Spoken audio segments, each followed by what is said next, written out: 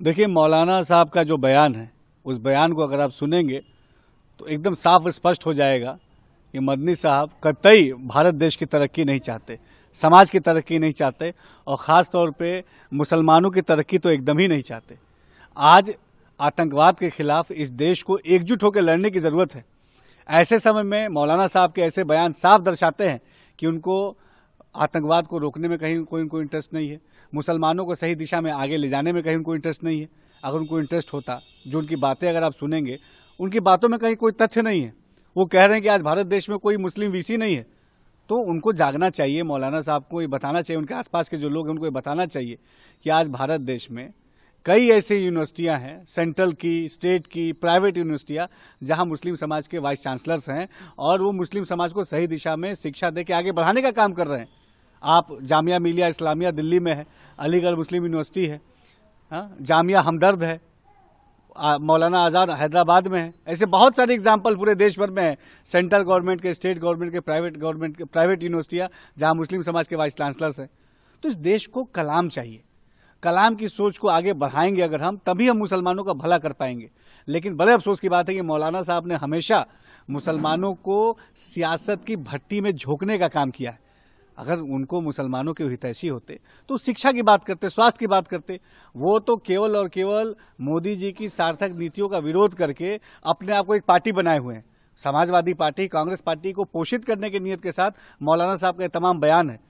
अगर उनके मन दिल में जरा भी कौम के लिए हिमायत होती, दर्द होता, तो बात करते तालीम के लिए कि हमने कितने एजुकेशन इदारे खोले, हमने कितने एम्प्लॉयमेंट के लिए अपॉर्चुनिटीज़ पैदा की, हमने कितने स्किल डेवलपमेंट्स के लिए काम किया, मुस्लिम महिलाओं के बेटरमेंट के लिए हमने क्या काम किया। तो इस पे बात कीजिए ना। आज देश का मुसलमान इसके बारे में बात करना चाहता है और आतंकवाद का विरोध करना ये हर भारतीय नागरिक का ये कर्तव्य है। इतनी बड़ी घटना जो दिल्ली में, इतना बड़ा दुस्साहस, इतना बड़ा कायराना हमला जो हमारे देश के अस्मिता पे हुआ, ये भारत देश पे हुआ है।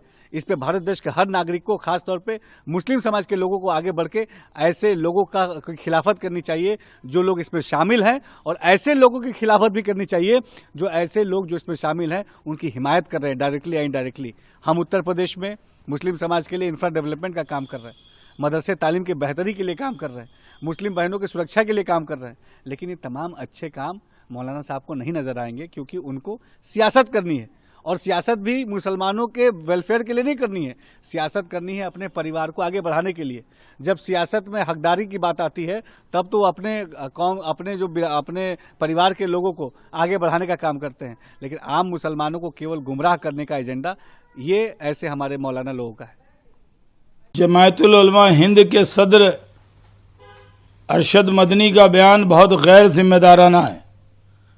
जमायतुल उलमा हिंद जो आज़ादी के आंदोलन में शामिल रही, उससे ये उम्मीद नहीं हो सकती थी कि इस तरह का बयान वो देंगे। ये कहना, मिसाल देना कि न्यूयॉर्क का मेयर मुसलमान बन सकता है, और ये मिसाल देना एक पाकिस्तानी सादिक खान लंदन का मेयर बन सकता है और भारत का मुसलमान कहीं का वाइस चांसलर नहीं बन सकता मुस्लिम यूनिवर्सिटी का, ये कहा।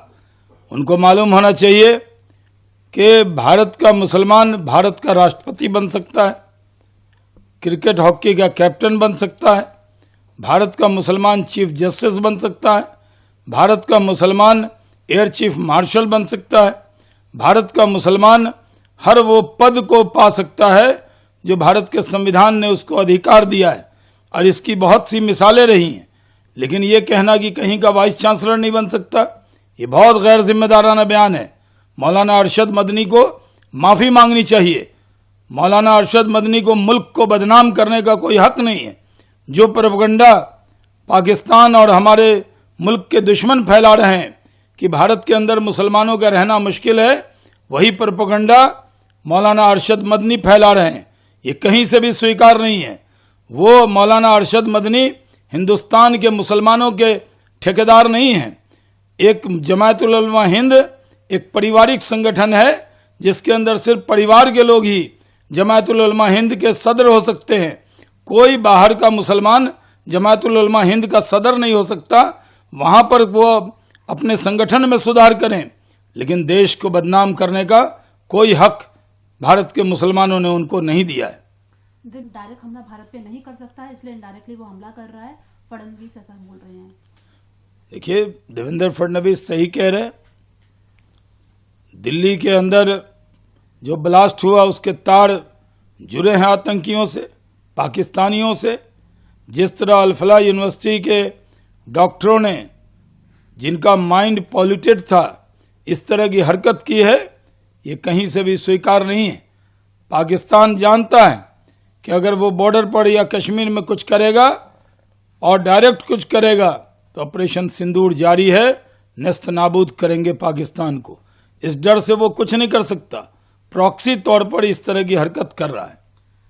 अगर आप ये वीडियो YouTube पर देख रहे हैं तो हमारे चैनल को सब्सक्राइब कर बेल आइकन दबाएं और Facebook पर देख रहे हैं तो हमारे पेज को लाइक करें।